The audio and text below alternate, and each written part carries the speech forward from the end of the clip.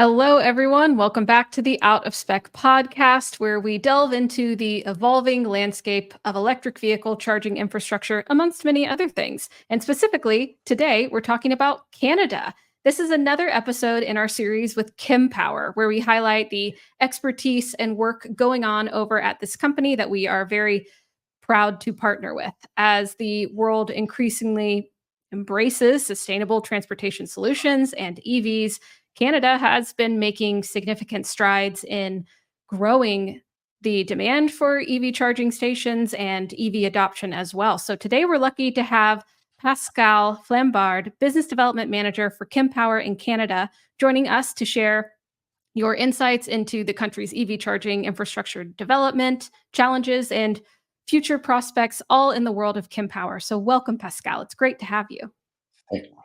Thank you very much. Very happy to be there today. Great. So maybe let's Okay. start by getting a general overview of the EV charging landscape in Canada. I'm pretty familiar with it in the US. I think a lot of our viewers, listeners are as well. But can you tell me a bit about the demand for EVs, maybe projections, what the regulation is like, general adoption rates, especially in compared to our mostly US audience? Okay. So that's that. Thanks for asking, because there are some significant differences between Canada and the US on this topic. If we take a look at just the worldwide situation, let's say Europe is definitely several years ahead of North America. I think the business started way earlier, and we're probably between, let's say, 3 to 5 years behind in terms of adoption. And in North America, probably Canada is maybe 2 years ahead of the US for lots of good reasons. The first reason is the implication of the governments, the two steps governments, which happened earlier than in the US. So it makes sense, to adopt that. Now, in terms of regulation, which is also very important, the decision were made a while ago to totally suppress the conventional engine sales in maximum 2035, and we had some guidelines from the government to target at least half of the park conversion, let's say, in 2030. So 2030 is tomorrow. It's just six years ahead of us. Today, just in Quebec, for example, where I'm located, but I'm talking about Montreal, from Montreal. And if you take a look at the number of vehicles actually in the streets in Quebec, it's about 250,000 EVs. So it doesn't look that big, but in 2030, the target is to have 2.8 millions of vehicles will be EV. So coming from 2.8% to 40% in there. So it's extremely important to make sure that we can follow that, because it's kind of the same story between the chicken and the egg. If you don't have enough chargers, then the adoption will be low, and if the adoption will be low, you will have less chargers. So now we are in a positive dynamic. That's good. It's going very well. I think people understand that they need to go there, and in fact, they don't have any choice, basically.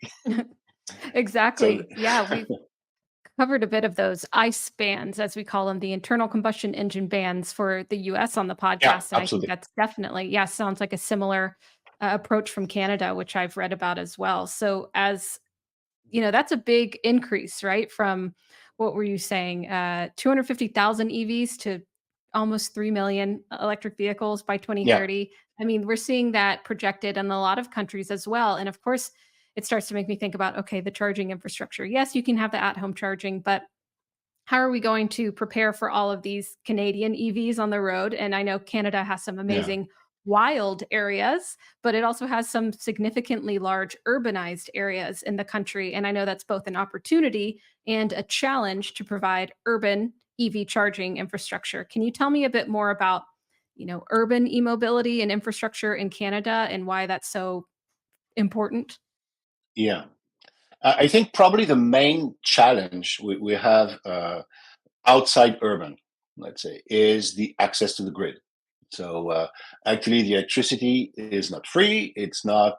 You cannot find electricity everywhere. It's a big country. but unfortunately full of emptiness. That's the point. So when you are in the middle of nowhere, chances to find a high-speed charger today is pretty limited. So we're working a lot on this topic to help doing this kind of thing and being able to provide these high-speed chargers everywhere, because this is the key for adoption. People don't want to stay 2 hours, 3 hours at a charging spot to have enough electricity to go to the next step. So this is where in the urban places, it's not too bad. You have high speed because you have electricity and it's not a challenge. Outside becomes a bit more tricky. So we have solutions for that too. We're actually teaming up with BESS systems, which is in fact a solution to store electricity in batteries and give this electricity back through the chargers. So this is something we're actually working a lot. Now, what must be known absolutely clearly? Today, 48% of the users worldwide, EV drivers, the reason to be unhappy, 48% of them say it's the number of chargers you will find on the street. There's not enough. Let's say third reason to be unhappy is the uptime of the system, which is absolutely critical. And the number two is again the fact that the time for charging is critical. When you're driving an EV, you arrive on a place, the charger is defective, you're in trouble, and then you start to panic. When you try to charge or when you try to connect, someone is already there and you have to wait.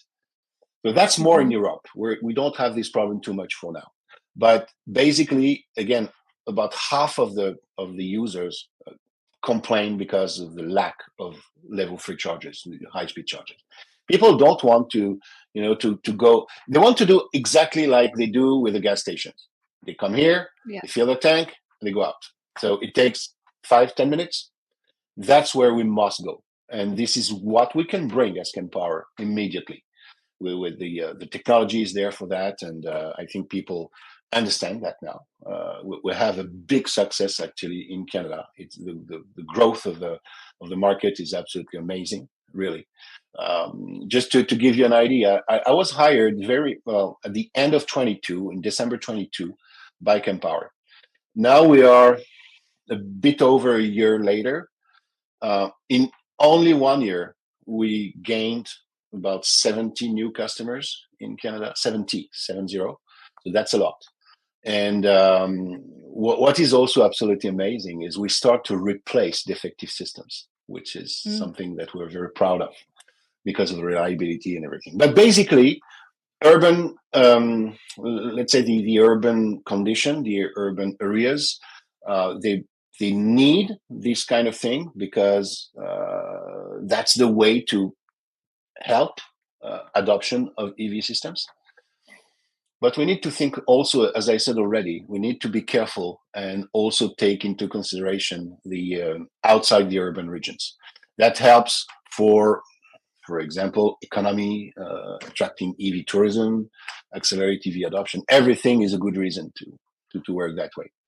Yes. I mean, for one thing, in urban settings, I see the benefit of EVs: noise pollution, air pollution, just kind of more sustainable, just push in general. So in order to have that in urban settings, of course, like you're saying, we need reliable and very abundant EV fast charging. Of course, at-home charging is great to have, but if you're driving around, you just want to be able to, like you're saying, find it as conveniently as we're used to finding a gas station.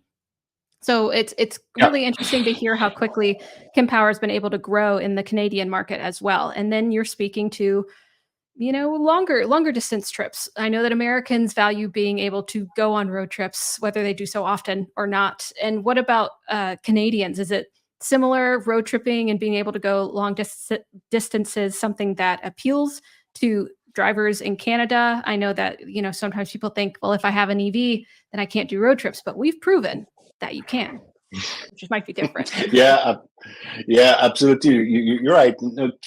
Again, as I said, Canada is a big country full of emptiness. So when you want to go somewhere, it's always it is definitely always far. You don't have choice. Canadian people are used to drive. They love to drive. Even seniors.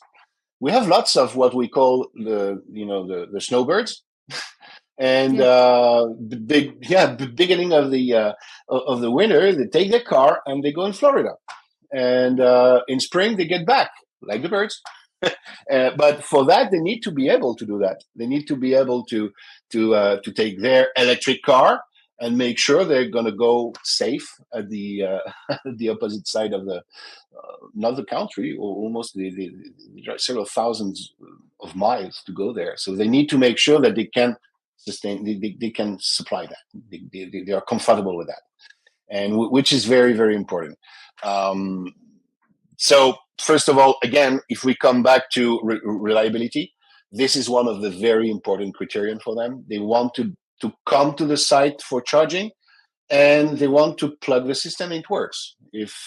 If you can find, just for your, I don't know if you had these statistics, but currently in North America, 25% of the high-speed chargers are defective. 25%. That's huge. That's a lot. Too much, anyway. Oh, yeah. And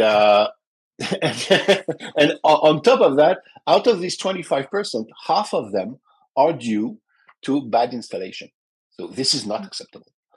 It's absolutely not acceptable. We need to make sure that we place these things at the major highways and routes, and to facilitate seamless travel experience. And that also helps to promote tourism. If we don't have that, we're in trouble. So we are really contributing to that a lot as Kempower. We're totally conscious that on the side of being really green company, we also contribute to adopting that to make sure that people are happy about what's going on. Of course. I mean, that's part of it, is the customer experience, right? And that whenever you pull up to a Kempower station, it's going to work. And I know that there are specific aspects of the Kempower technology and design that makes you stand out for sure amongst the EV charging manufacturers. Can you speak to those differentiators that people are able to see or maybe not see, that's more behind the scenes, that makes Kempower something that we can rely on and something that we want to expand in North America? Yeah, I think we can definitely differentiate three different differentiators. We have three ways to analyze that. The first one is we are currently at the cutting edge technology. We have that, and it happened a long time ago. And maybe I have a quick anecdote about that. You probably very few people know that, but Kempower is coming from the mother company originally of Kempower was Kempi. Kempi, it's a Finnish company coming from Finland, and this company was developing and selling, how would say that, welding machines, industrial welding machines, and something that is totally incredible: the architecture of a welding machine is the same as a charger, and that's why, after a certain while, they decided to spin the company off to build chargers, because the components are the same, basically. You take let's say a high power AC, and you convert that into high power DC, which is direct current, and we do the exact same thing with a welding machine. The only difference is, in a welding machine, you want to make an arc, to generate an electric arc. In a charger, you want to do everything but not generate an arc. But what happens before is the same. And this is also important to know. The power modules, which is basically the heart of the charger, were during a long time the same in the welding machine and the chargers. And we started to develop that in end of the 40s, 1940s. 1949, I think it has been created. So we have over 75 years of experience building this kind of thing.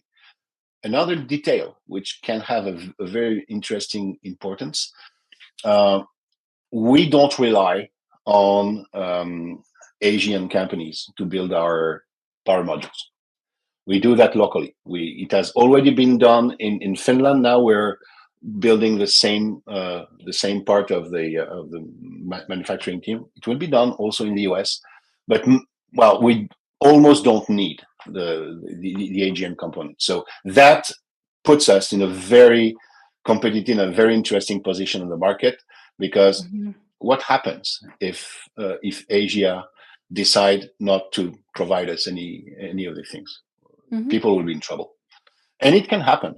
We never know. So far, that's a very strong point in our development thing. The reliability, again, 75 years of experience. We had the time to develop something extremely reliable.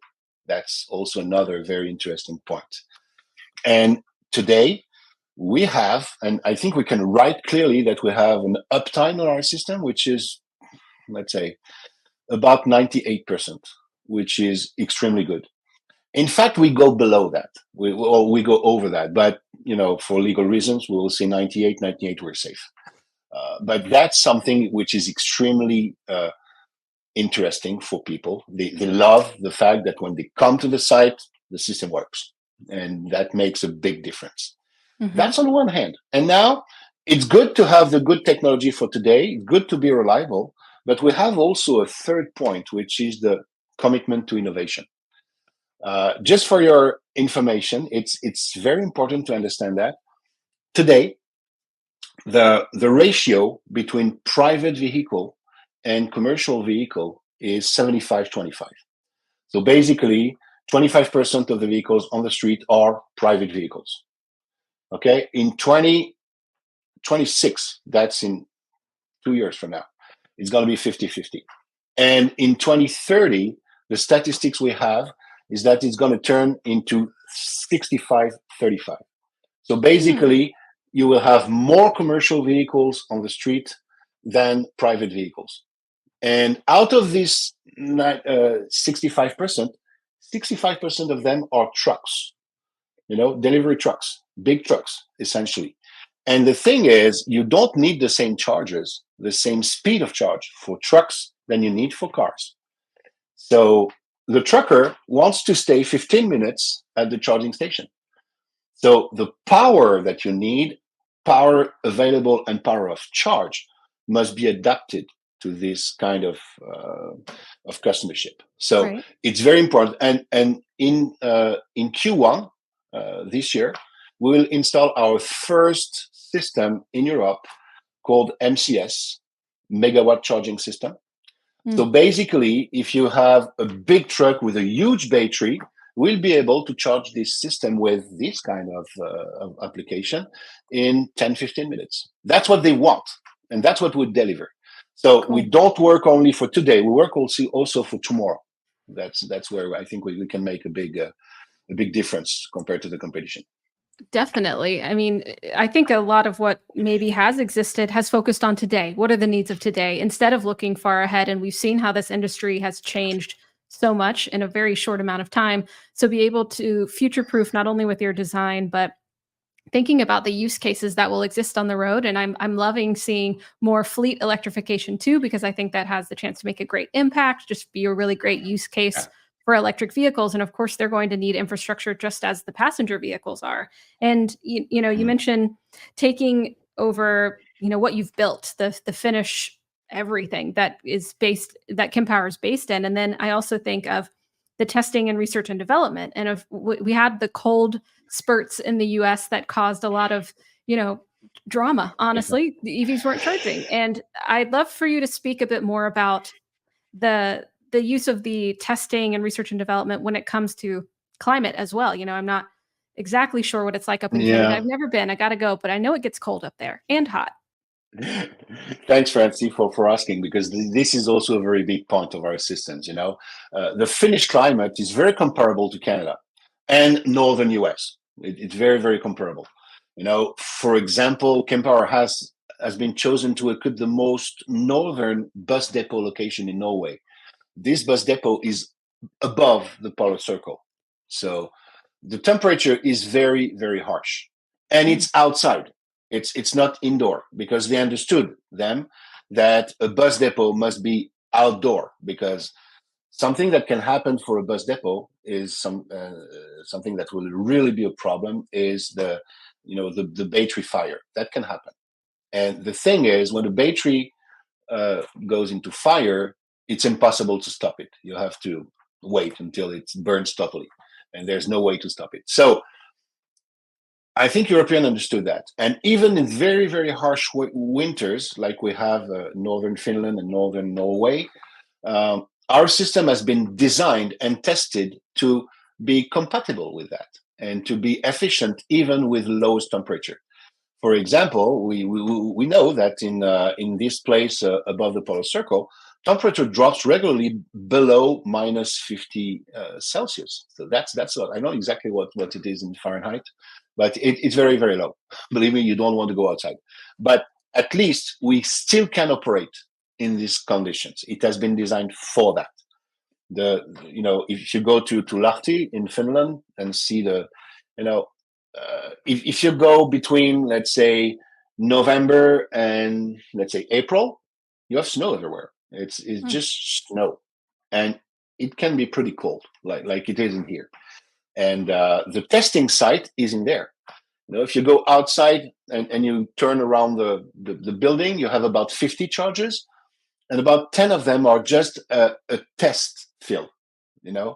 And when the temperature goes down and down and down, you see people going out and make tests.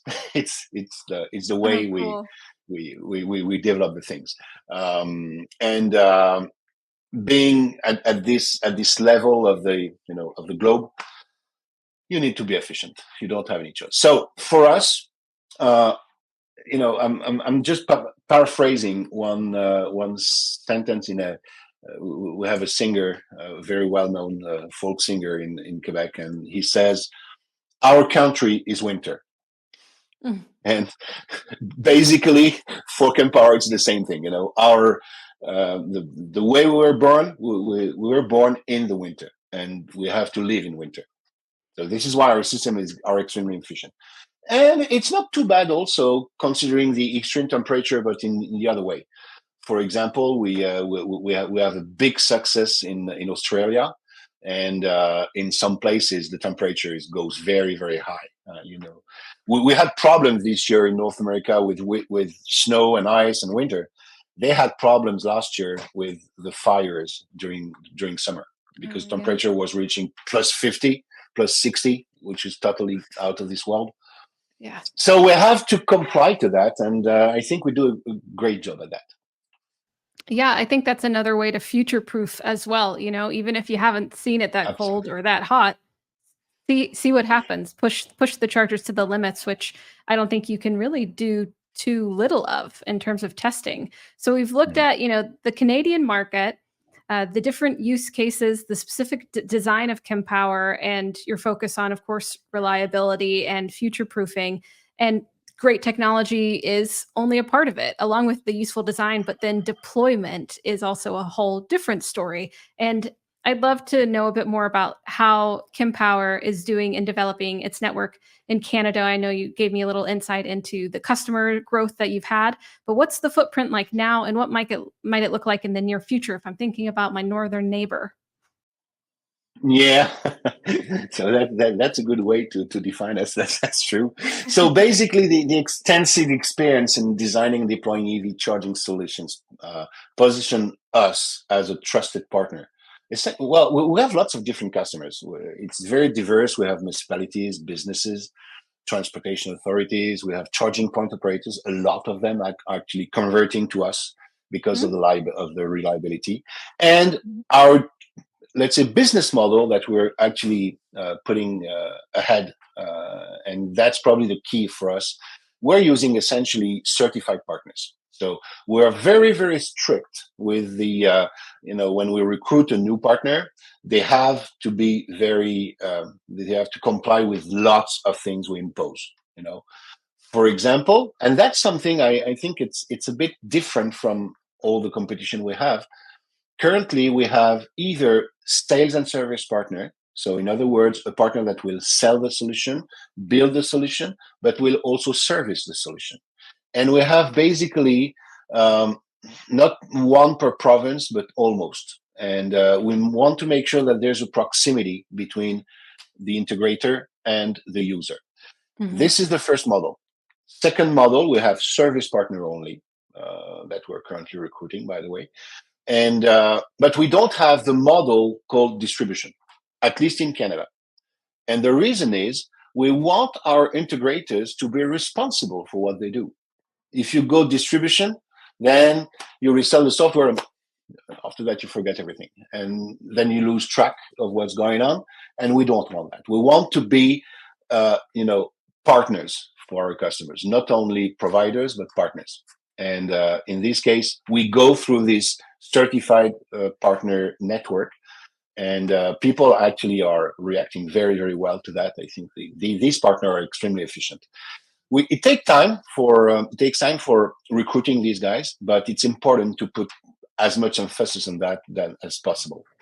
And they provide service support. They provide installation, maintenance, network management, everything. And this is done on a large scale, because if we had to build the team to do that ourselves only, it's going to take forever. We don't want to wait that time. The momentum is today. I had several conversations with partners that I recruited myself, and one of them, which is absolutely very interesting to know. The first reaction when I made my presentation, he said, "You know what? That's very interesting, and I think in about 2 years from now we're going to be ready." I said, "No, in 2 years the boat will have gone. So if you want to take the boat, it's today. It's definitely today." And after a couple of months, he came back to me and he said, "Wow, now I understand what you meant." We started to go through there, and we saw immediately the potential and all the opportunities that were on the table. And you're right. If we don't jump on the boat today, it's going to be too late. But I think we took the time to put in place the infrastructure of partnership to make sure that the end customer will be served properly. That also contributes to the fact that we can definitely, display, let's say, 98% of uptime of our systems, because people are responsible for what they do. And I think we try to put that, to exacerbate that. Yeah. And we're very proud of that. We're proud of the results. Good. I mean, that's good to hear it. I think that strategic move to increase the accountability along the line of who is providing this critical infrastructure is really important, because it's not just drop it and go. If it's going to work, everyone has to be involved and thoughtful along the way. And I think I see this more and more in the industry. Different parties, wherever they are in the line, holding each other to certain standards. So it's interesting to learn more about how Kempower is doing that and defining that for their partners as well. And I've spoken to. Yeah, go ahead. Yeah, and even for the partners themselves, it's very important to understand that they will be supported, that we will do whatever we can to help them and to make the things happening. I will give you a very quick anecdote about that. One of the first customer I converted from the competition to our system, that was a year ago. The guy was really unhappy with what he had. He was always failing and everything, and he was really not happy. And when we made the business, we signed the thing and everything, and the guy said, like a joke, but not really a joke. He said, "You know what your competition is doing when now they deliver a new charger to a new customer. They deliver the charger with this big roll of yellow ribbon you put around the charger to say it's out of service. Now that's standard." So he started to laugh, and after a while he said, "Well, I'm laughing, but it's not that far from the truth, Exactly. Yeah. Just prepping for it to go offline instead of, the absolute opposite approach that we should be taking. It's been really interesting to see how it's grown in this way, and how, you can differentiate yourself. Yeah, that was a bit mean, but in the meantime, it's also a reality. So yeah, there's definitely some improvement and competition in this space that provides a huge opportunity to raise the status quo for sure. And I've spoken to your colleagues about scalability and reliability as real pillars in your work at Kempower. And can you speak to that as well with your EV charging solutions in Canada? Is the approach the exact same that we would see in the US, from the design of the sites to the power at the sites and all of that? Yeah, it's kind of similar. It's just a bit ahead of time. But today, and if we come back to the first thing I was telling about the adoption, 2.8% and almost 40% after 6 years. When you put a charging infrastructure in place, you don't necessarily need or want to invest for what will happen in 6 years. Uh, you can do that, but you can prepare your stuff. And what is a big differentiator to the competition is the two-dimension scalability. In other words, you can grow the power of the system as the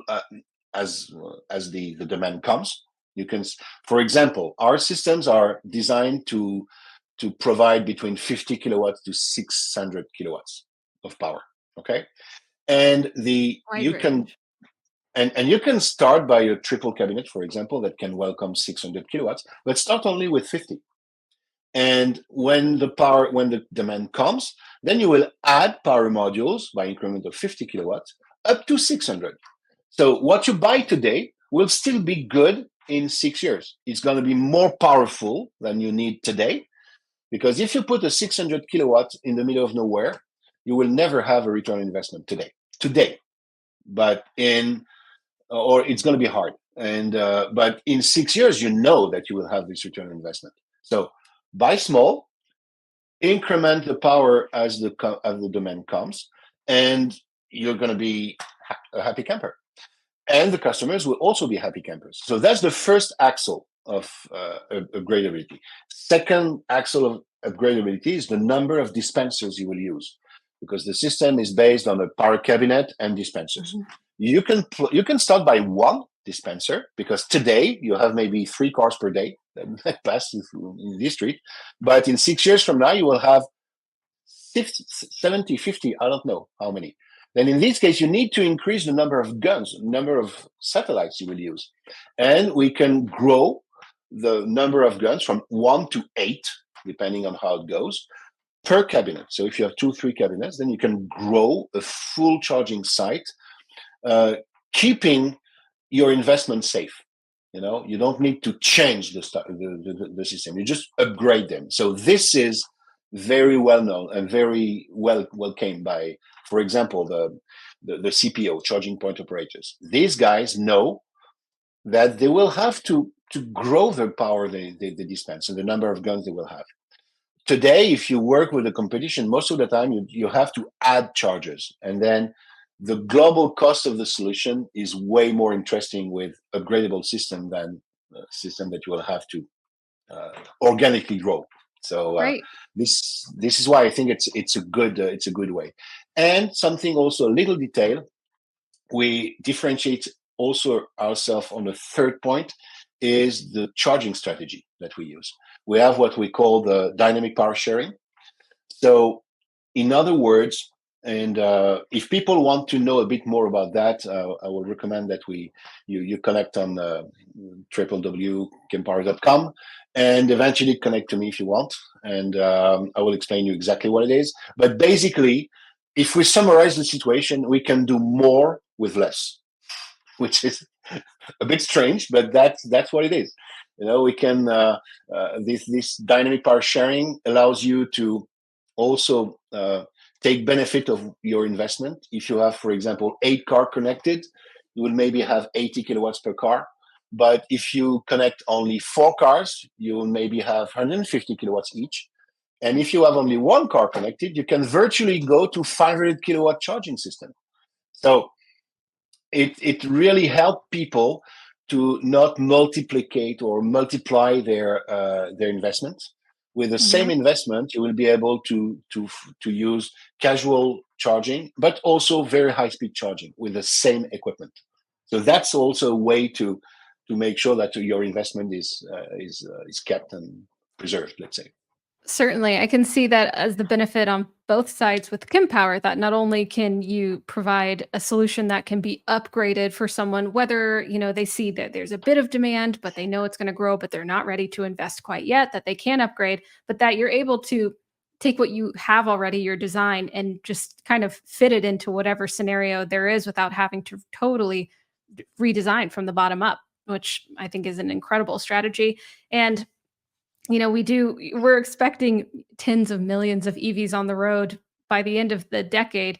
So we say Yep. gradual, but then I'm like, at some point, it's going to seem like, wow, there's EVs everywhere. But so we're going to have to be able to scale up with the demand, and this kind of solution makes that very important. So Yeah. I would, yeah, recommend folks. We have a whole episode 2 with your colleagues about the product line. We were walked through it all. So if they're interested in that, of course, we can go into the details. But I think this is really cool. It doesn't sound super dissimilar to what I'm familiar with in the US. Yeah. Of course, Europe has just run ahead of us, definitely in terms of For EV now. charging. For now. For now. So I'm For excited to now. see us catch up. My northern neighbor and my neighbors here in the US as well. So thank you so much, Pascal, for giving us a glimpse into the Canadian EV infrastructure today. And yeah, I've never visited, so this paints a bit more of the picture, but I have to get up there soon. Give me a call. I'm going to be happy to drive you around. It's going to be a pleasure. I'd Yeah. love that. Yeah, would love to. Yeah. So thank you, Francie, for this opportunity to talk about my country, let's say, and I love it. It's a very good place to be, but also it's also business wise a very good place to be today. So that's basically it. So again, just for everybody, if you want to take benefit of this information or having more information, don't hesitate to go www.kempower.com, and you will probably find my information on there. And if you want to connect, don't hesitate. I'm going to be more than happy to answer you. Yeah, we'll have that link in the show notes too. So merci beaucoup for your time today, Pascal. And thank you, everyone. Feel free to let us know what questions you have about Kempower and or Canada. Of course, you can go to their website, put them in the comments below. We'd love to see what that discussion might be. And we, like I said, have other episodes dedicated to the silicon carbide technology, reliability, the product line, scalability, and more. So make sure you keep your eyes and ears out for those other episodes in this Kempower series on the Out of Spec podcast. I'd love to know what sparked your curiosity from today's episode. Thank you for plugging in with us today, both you, Pascal, and our audience, and we'll see you next time. Au revoir. Thank you, Francie. Au revoir. Merci beaucoup.